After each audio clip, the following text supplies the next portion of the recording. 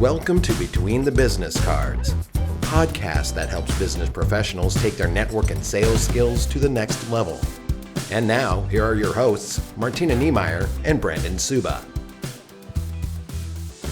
Hello, everybody, and welcome to Between the Business Cards. I'm Brandon Souba with Valley Construction. And I'm Martina Niemeyer with Centersphere. And this is the podcast that helps you with tips and tricks of networking and referrals and all that fun stuff. We've been going through the different parts of the meeting. We're kind of still on the I've joined Centersphere, now what? And today we get to talk about the 10-minute presentation. Or are there a lot of names that you hear for this part? Sometimes they're just presentations. Sometimes they're like a member spotlight. That's sometimes, one, yeah, there's different things that different groups call them. A lot of times it's just the speaker or the presentation. Regardless, this is the point of the meeting where somebody is recognized, generally goes up to the front of the room, has something prepared, and has a larger amount of time than just kind of the minute that's given to tell them more about their business, referrals they're looking for. And the challenge with this that I have seen over the years is sometimes I feel the members just think, I have to fill 10 minutes. Yeah. What am I going to talk about for 10 minutes? Yet I usually see those same members open network very comfortably and talk about their business for 10 minutes. This is not a time to just fill 10 minutes or however much time that you're given. This is truly when people are listening more and want to help you. Well, and when we were preparing for this, you considered that an opportunity, and it very much is an opportunity to dive in a little bit deeper. We know that there are always going to be pieces about what we do that people either don't know much about or they could use some extra information on.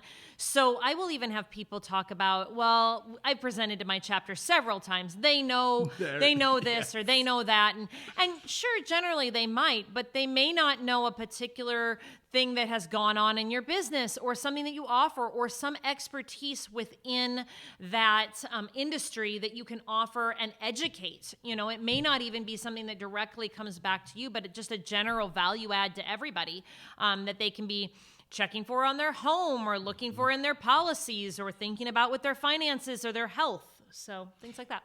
One of the cooler things, kind of on the lines of not always relevant, but a little relevant, but the car person that was in a group I was in mentioned that when you lease a car, they give you the buyout price. And I was 2 years into leasing a car and I didn't realize that. Went home and I looked at it, and this was during COVID when all the price, and like, I had a smoking deal on the car and I ended up taking it. But it was that recommendation that I learned in one of the presentations that I would even consider that. So again, this really is a time that people are listening, and even the tidbit that may not be completely relevant but still plays into your industry can actually help you gain quite a bit of credibility. Yeah, it absolutely can. And it helps you to be able to give those better referrals as well. So when you're listening to those presentations, be listening for opportunities of people you could talk to or conversations you've had. But also be thinking about that as you're preparing for them. As you're preparing, what things could I offer that maybe somebody is encountering that they don't even know that I help with? We all have pieces of our business that we may not necessarily know, that somebody doesn't understand. Yeah. So speaking of preparation, this is one of those that the more you prepare, the more value you're going to get out of it and the more value you are going to bring to your group. So if you are thinking about your 10-minute presentation while you're driving to your meeting, probably didn't put enough time in. Sure. Now, I do also understand we all have careers that we are working on and our main focus is not. Now, but it doesn't happen every week. Sure. It only happens, some groups only get 2 or 3 times a year, depending on the size. And if you do get to go quite often, consider that kind of a big opportunity. Oh, it's an absolute opportunity because, like I said, that education piece is huge. The preparation is really important, though. If you are driving there and you've put a whole 10 minutes into thinking about your 10-minute presentation, chances are you're going to be fumbling around. You're going to be, just kind of giving them, generals and things like that. You're not going to have it all thought out as nicely as you could if you spent a little bit of time the day before or whatever that happens to look like. Most of our chapters have schedules that are very much built out weeks in advance. So people will know 2, 3, maybe even a quarter or 2 quarters ahead that their date is coming up. And that gives them an opportunity for that preparation piece. We talked about having a PowerPoint, having handouts, having, I've had people do little quizzes with people. I've had them do interactive things. Those things take preparation. It takes a little bit of time to make sure that you are ready to bring your best self to those people. And whenever you're going into a meeting, and I've maybe said it before, and if I haven't, I'll definitely say it probably numerous more times, you have to view them as your most important client. Well, here are 12, 20, 30 people that are listening to you as if they are a client of yours. Sometimes it's as simple as I'm going to walk you through my normal new patient process or my normal process for a new referral or whatever that happens to look like. And it's going to just help you understand their business better. And it's a great opportunity. So bringing it down to your lowest common denominator, when you have all the different things that you do in a day, that's going to give you multiple presentations too. Because a lot of the times we think we have to jam this all in this one time. And I like your example that you had because, okay, if I show you what it's like to be a patient the first time, then maybe in my next presentation, I'm going to show you what it looks like a year after you've been a patient with me. And it's going to be a different conversation and different education throughout all that time. But again, we get locked up with, oh my gosh, I have to give a presentation every 3 months. Well, yeah, that's a good thing. You have a lot in your business that you can talk about and be more in depth with it. Sure. And the PowerPoint goes in the preparation. There's 3 different kinds of learning styles. Let's see if I can do this without notes. Here we go. You've got auditory, visual, and then kinesthetic. Bet you didn't know I knew that word, did you? Good job. So that is, when you have promotional products, the kinesthetic, touch something, that's just kind of something nice that they have. Sure. Oh, and handouts. Almost everybody will look through a handout during your 10-minute presentation, be it if they are bored with what you have to say or just really interested in what Maybe you they're have to taking say. notes. Maybe they're taking notes. And then the visual. It's always good to have a visual because a lot of visual learners don't necessarily know that they're visual learners. They just think it's how everyone should learn. And then the auditory. Again, you're going to be up there talking, but try to have fun with it. Don't read. Don't just get up there and read your PowerPoint that you've written. Put pictures up there that remind you what you want to talk about, and then have a flowing conversation. Well, and as much as this is a part of letting them know about your business and all the things that you do with that, it's also an opportunity. Maybe you haven't had a chance to sit down with a member or two to a one-to-one yet. And it's an opportunity for you to very briefly go into who you are and why you do what you do. Yes, a lot of that can be saved for a one-to-one, for sure. But it can also be a time to just say, hey, here's a picture of my dog. Here's a vacation we went on and it was fun. I like hiking. And then all of a sudden, somebody else in the room goes, I like hiking too. Oh my goodness. And it's a connection point that maybe they can't use your business right now, but you can still connect with them on a level that's personal.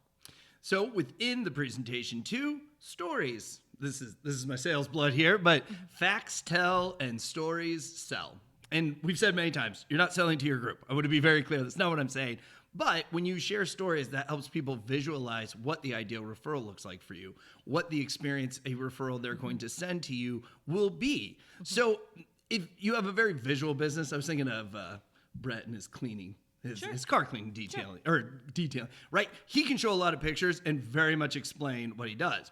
Insurance agent, not so much. Right. Although I do like seeing all the stats and and those types of things. But in all of that, it's storytelling. You're sharing what it's like within the story or a visual. And that's just so much more enjoyable when you're listening to somebody for 10 minutes. Yeah. Well, and that story, it also expresses your personality and shows you exactly, shows them exactly what it would be like to work with you. It shows also your heart. So if the story that you choose, we are going to choose to tell stories that resonate with us, right? And so the story that you choose may have a piece to it of why it tugged on your heart to share that particular one, why it meant a lot to work with that person and help that person. And so you start out with, hey, this person came to me and they blank and I was able to solve through this, it just really starts to show the heart behind what you do, because we all do things that, sometimes they're boring on the surface, but we're doing them with a reason. We have a purpose of why we're out there. And it's, very rarely the thing itself. It's got more to do than. Mm-hmm. And then, well, actually, we have a debate that we're going to do, but it's not this one. This one, I feel people miss this opportunity quite a bit.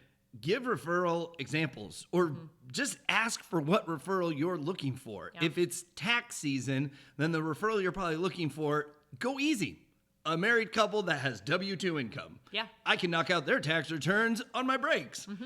Probably not the best time to be asking for a super complex business that's 3 years behind on their QuickBooks. So the more specific you can be with that referral you're asking for, the better opportunity your group has to be like, oh, like my friends down the street that they both work and they make W-2. Not that you know that. Although, from a lot of what we do in Centersphere as far as professions go, we probably do know. Yeah, a little bit. Yes. Well, and I mean, there's even a time to tell people the seasons of things that you need, right? The things that they're like, well, I know they work with these people, but when your hot seasons are. When it's the right time. When it's the right time to have somebody come to you that simply has a box of receipts from 2 years ago and they just need help. Right? Versus somebody who's very well put together and just needs the calculations done. Boom. Those are two very different time frames if we're using the accountant example, that you can send that referral more specifically to the person that can help them. It's a great time to be able to let them know exactly what it is that you need. And giving those examples, talking through stories is going to help with that also. Then they know that you're a good fit for the person that they want to send to you. Yeah, I think we take it for granted. Mm-hmm. And we're going to do an episode on this too, but we just think everybody knows what we need and what we do. Sure. And that's not the case. We're all a little different. Well, we also think that we can say to people, I'll work with anyone. Oh, yes. And really and truly, okay, will you help just about anybody that comes to you? Maybe that's you. But we all have ideal clients, ones that you really love working with, ones that you get passionate about. Asking for those specifically inside your presentations is really effective. Yeah, and you get what you want. Right. It's kind of neat. Yes. Okay, so the debate, and I don't know, I think this is just my long history of being a curmudgeon, but a lot of the times, especially when you don't have enough content to fill 10 minutes, people will open up for questions at the end. Now, I was expressing how I felt about this, and then Martina made some good points. So I was like, okay, you can convince me, but I'm going to start. Okay. Because I like your rebuttals. A lot of the times I feel it's people that weren't prepared, and they open it up for questions. I've also seen somebody sit down in front of a group and say, this just happened in the world. Go ahead and ask me all the questions you want. And it went for 25 minutes. 25 minutes. And it was boring. And it was very specific questions per person, right? And I know you're going to touch on this, but I didn't have any relevance of what that person just asked. So now I'm shutting down. I'm not listening anymore, right? Okay.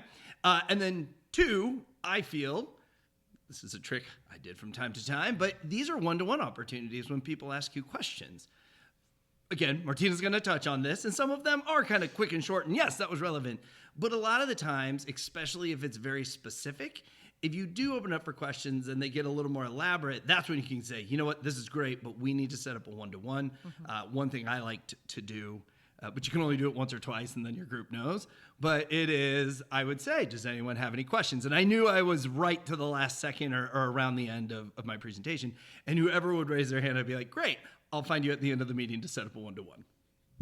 And while that is a really great strategy, I would more opt, and I come from the teaching end of things, right? And so my world runs a little bit differently, but I would more opt to build in 60 seconds, 2 minutes of time for questions, even shorten my presentation just slightly, because I want to know what the people want me to tell them.